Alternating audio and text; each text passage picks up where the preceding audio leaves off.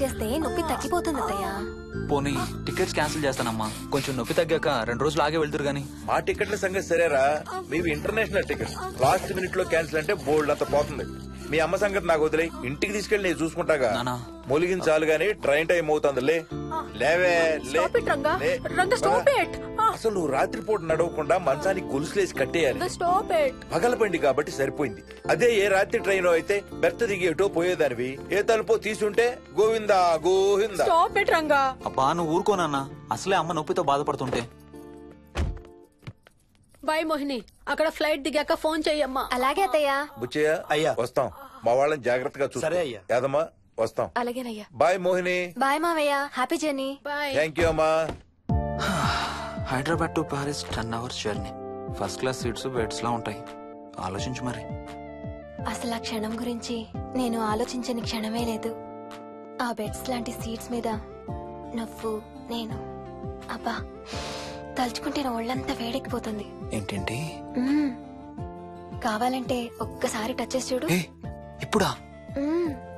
ఇప్పుడే. టచ్ తో ఆగలేనేమో. అయితే మానే.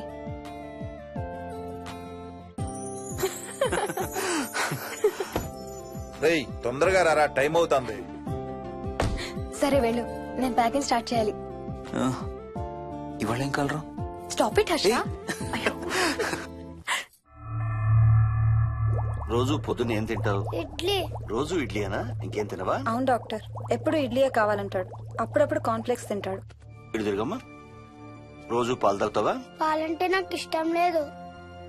పెరుగన్నా తింటావా? పెరుగు కూడా నాకు ఇష్టం లేదు. అయితే ఏమిష్టం నీకు? చాక్లెట్స్. ఇదిగో తీసుకో. ఇంకోటి ఇస్తారా అంకుల్? మా తాతయ్య కూడా ఇవ్వాలి. అవునవును మర్చిపోయాను. ఇదిగో. Thank you. ఇంతకీ మీ తాతయ్య ఎక్కడున్నారు? బయటే కూర్చున్నారు. సరే అయితే వెళ్ళి మీ తాతయ్యతో ఆడుకో. Sir thank you. మీకు మీ బాబు గురించి చెప్పే ముందు నేను ఈ మధ్య డీల్ చేసిన ఒక కేసు గురించి మీకు చెప్పాలి. ఈ అమ్మాయి పేరు కల్పన. ఇప్పుడు 18 ఏళ్లు. తనకు 10 ఏళ్ల వయసులో నా దగ్గరికి తీసుకొచ్చారు. రాయడానికి చదవడానికి బాగా ఇబ్బంది పడేది. 10th స్టాండర్డ్ 3 సార్లు అన్ని సబ్జెక్ట్స్ లో ఫెయిల్ అయింది. తనకి చదువు రాదనే డిప్రెషన్ తో ఆత్మహత్య కూడా ట్రై చేసింది. అలాంటి అమ్మాయి సడన్ గా ఒక రోజు పుస్తకాలు తీసుకుని రూమ్ లోకి వెళ్లి గంటలు గంటలు చదవడం స్టార్ట్ చేసింది. 10th స్టాండర్డ్ 96% తో పాస్ అయింది. ఎలాగమ్మా అని అడిగితే వాళ్ళ నాన్నగారు రోజు వచ్చి చదువు చెప్పి హెల్ప్ చేశారంది. నిజానికి ఈ అమ్మాయి నాన్నగారు తను పుట్టకముందే చనిపోయారు. చదువు దారిలో పడ్డాక కల్పనకి వాళ్ళ నాన్నగారు కనబడ్డం మానేశారు. ఈ కేసు గురించి మాకు చెప్తాను. ఇది కల్పన చిన్నప్పుడు తీసిన ఎక్స్రే. ఇది వికీ ఎక్స్రే. ఈ రెండిట్లోనూ ఈ చిన్న బ్లాక్ స్పాట్ చూసారా, దీన్ని యాంటీరియర్ ఫాంటనల్ అంటారు. పుట్టుకతో చిన్నపిల్లలందరికీ తల మీద ఉండే మెతక భాగం 2 ఏళ్లకి 98% దాకా క్లోజ్ అయి ఒక 6 ఏళ్లకి కంప్లీట్ గా గట్టిపడిపోతుంది. కానీ విక్కీకి 7 ఏళ్లు వచ్చినా ఇది ఇంకా క్లోజ్ అవ్వలేదు. వేల సంవత్సరాలుగా హిందువులు, బౌద్ధులు ఈ మెతక భాగం కింద సహస్రార చక్రం ఉంటుందని నమ్ముతారు. బాడీలో ఉండే అన్ని చక్రాలలో మానసిక ఎదుగుదలకు కావలసిన అతి ముఖ్యమైన చక్రం. ఈ చక్రాన్ని ఒక స్పిరిచువల్ గేట్వే అని కూడా అంటారు. మెడికల్ సైన్స్ కూడా దీన్ని యాక్సెప్ట్ చేసింది. సైన్స్ చెప్పేదాన్ని, వేదాంతం చెప్పేదాన్ని కలిపి సింపుల్ గా చెప్పాలంటే, పసిపిల్లలకు కొంత ఏజ్ వచ్చే వరకు మనకు కనబడని, అంతుపట్టని ఆత్మల ప్రపంచంతో ఒక ఆధ్యాత్మిక, అదే ఒక స్పిరిచువల్ కనెక్షన్ ఉంటుంది. అంటే వాళ్ళకి ఆత్మలు కనపడతాయా? వాళ్ళకి ఆత్మలు కనబడొచ్చు, వాళ్ళు ఆత్మలతో మాట్లాడొచ్చు, ఆత్మలు చెప్పే వినొచ్చు. కల్పనకి ఎప్పుడైతే గట్టిపడిందో తనకి వాళ్ళ నాన్నగారు కనబడ్డం మానేశారు. విక్కీ విషయంలో కూడా అలాగే జరగచ్చు అనుకుంటున్నాను. వావ్, ఏంటి నమ్మలేకపోతున్నారా? సబ్జెక్ట్ చాలా హెవీగా ఉంది. Sorry, no offence. కొంచెం నమ్మలేనట్టుగానే ఉంది సార్. మనకు అర్థం కాని చాలా విషయాలు కొంచెం నమ్మలేనట్టుగానే ఉంటాయి. దయ్యాలను చూసినప్పుడు కుక్కలు మురుగుతాయంటారు. సునామీలు, భూకంపాలు వచ్చేటప్పుడు జంతువులకి, పక్షులకి ముందే తెలుస్తాయంటారు. వాటికి మనకు తెలియని ఏదో సెన్స్ ఉంది. అలాగే చిన్నపిల్లలకు కూడా వాళ్ల ప్రపంచం గురించి మనకు చాలా తక్కువ తెలుసు. కొన్ని బ్లైండ్ గా నమ్మాలంతే. విక్కీకి వాళ్ళ తాతగారు నిజంగా కనబడుతున్నారా లేక అలానే ఊహించుకుంటున్నాడా అనేది మనం నమ్మేదాన్ని బట్టి ఉంటుంది. అదే నిజమైతే వాళ్ళ తాతగారు తన కోసం ఎందుకు వచ్చారో ఏదో ఒక రోజు విక్కీయే మనకు చెప్తాడు. ఒకవేళ విక్కీ వాళ్ళ తాతగారిని ఇమాజిన్ చేసుకుంటుంటే చేసుకోనివ్వండి, ఇట్స్ హెల్దీ. తనకి పాలు, పెరుగు ఇష్టం లేదు కాబట్టి కాల్షియం సప్లిమెంట్ ఏదైనా ఇవ్వండి. ఇది త్వరగా గట్టిపట్టడానికి హెల్ప్ అవుతుంది. మోస్ట్ ఇంపార్టెంట్లీ మీ అబ్బాయికి బాగా దగ్గర అవడానికి ట్రై చేయండి. తనతో హోంవర్క్ చేయించండి, ఆడుకోండి, బయటికి వెళ్ళండి, రోజుకు ఒక్కసారైనా కలిసి భోజనం చేయండి. విక్కీలో చాలా మార్పు చూస్తారు. చాలా బాగుంది, తీసుకో. అయితే నేను తినేస్తా. విక్కీ దా.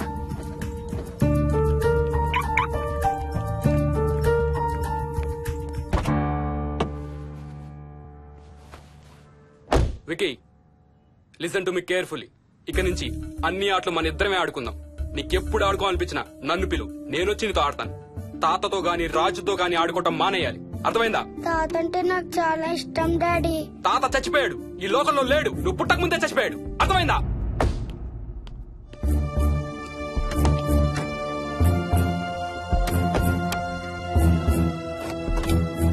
డాడీ, ఏంట్రా? తాత నిన్ను సీట్ బెల్ట్ వేసుకోమంటున్నాడు. రేయ్, నిన్ను స్టాప్ ఇట్. వాడితో డీల్ చేసే విధానం అది కాదు. కార్తీ, ఇవ్వు, వాడికి బాగా గారం ఇవ్వు. తర్వాత ఏడుస్తావు నువ్వే.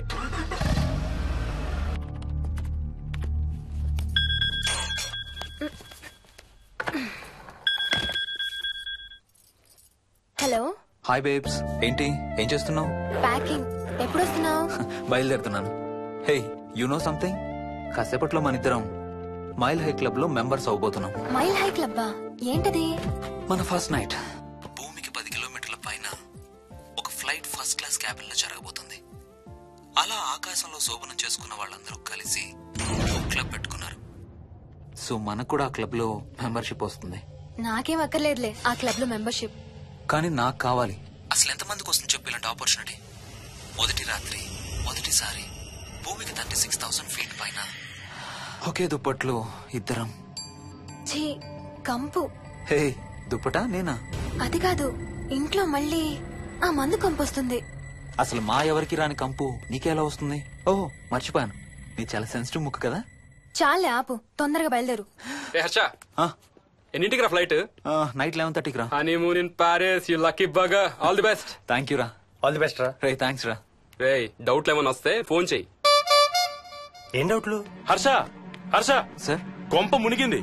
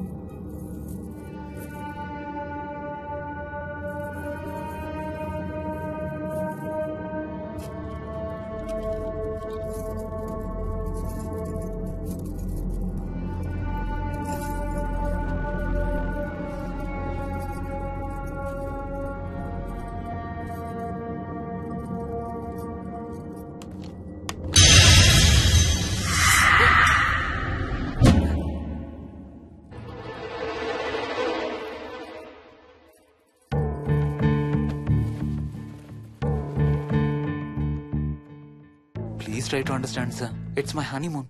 ఫ్లైట్ టికెట్స్, హోటల్ రూమ్ కి అన్నిటికీ ఆల్రెడీ పే చేసేసాను. ఇప్పుడు లాస్ట్ మినిట్ లో క్యాన్సిలేషన్ అంటే మొత్తం పోతుంది. నువ్వు ఇప్పుడు బెంగళూరు వెళ్ళకపోతే మన కంపెనీయే మూసేయాల్సి వస్తుంది. అలా కాదు sir. Harsha, please try to understand. ఒక్క కంప్యూటర్ కాదు, మొత్తం మెయిన్ ఫ్రేమే కొలాప్స్ అయిపోయింది. బీపీ ఆపరేషన్స్ మొత్తం షట్ డౌన్ అయిపోయాయి. నువ్వు బెంగళూరు వెళ్ళాలంటే తప్పదు.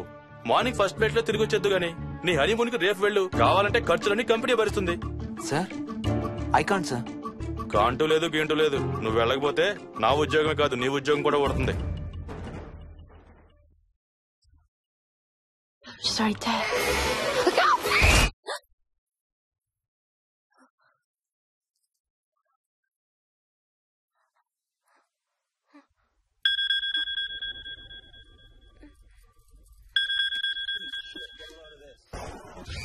హాయ్. ఏంటి అరుపులు కేకలు? సినిమా చూస్తున్నాను. మళ్ళీ ఇంకో హారర్ సినిమానా? ఏంటి ఇంకా రాలేదు? Bad news. మనం ఇవాళ నైట్ వెళ్ళడం లేదు. వాట్? ఏమైంది? బెంగళూరులో సర్వర్స్ అన్ని డౌన్ అట. సో నన్ను అర్జెంట్ గా అక్కడికి వెళ్ళమంటున్నారు. ఎప్పుడు? ఇంకో 2 hours లో ఫ్లైట్ ఉంది. ఇంటికి వచ్చే టైం కూడా లేదు. ఎప్పుడు వస్తావు? మార్నింగ్ ఫ్లైట్ లో వచ్చేస్తాను. మరి మన టికెట్స్? రీషెడ్యూల్ చేస్తాను. రేపు ప్యారిస్ కి ఫ్లైట్ లేదు, ఎల్లుండి ఉంది. అబ్బా, ఆ మైల్ హై క్లబ్ లో ఈ రాత్రికి మెంబర్ని అయిపోవచ్చని ఎంత ఎక్స్పెక్ట్ చేశానో తెలుసా? హే డోంట్ వరీ స్వీటీ, ఏముంది, ఎల్లుండి నైట్ మెంబర్స్ అవుదాం. ఇవాళ నీ కోసం నీ ఫేవరెట్ కలర్ బ్లాక్ వేసుకున్నాను తెలుసా? ఏ అసలే చిరాగ్గా ఉన్నాను, ఇంకా ఉడికించు. Okay baby, I have to go. Sorry, ఒక్కదాన్ని వదిలేసి వెళ్తున్నాను. తొందరగా వచ్చే. నువ్వు మార్నింగ్ లేచేసరికి వచ్చేస్తాను. Okay? Love you. Love you. Bye.